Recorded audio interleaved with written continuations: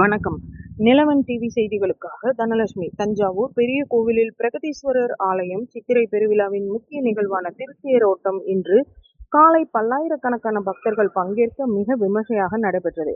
அதிகாலை 6:15 மணி அளவில் தியாகராஜர் மற்றும் கமலாம்பாள் அலங்கரிக்கப்பட்ட தேரில் எழுந்தருள ஆரூரா தியாகேசா என்ற பக்தி முழக்கத்துடன் பக்தர்கள் வடம் பிடித்து தேரை இழுத்தனர்.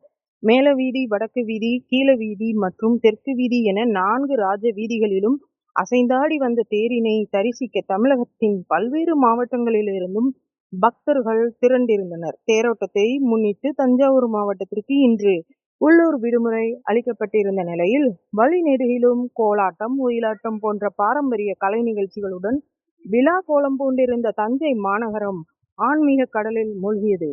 நிலவன் டிவி செய்திகளுக்காக தென்மண்டல செய்தியாளர் சின்னத்தம்பி.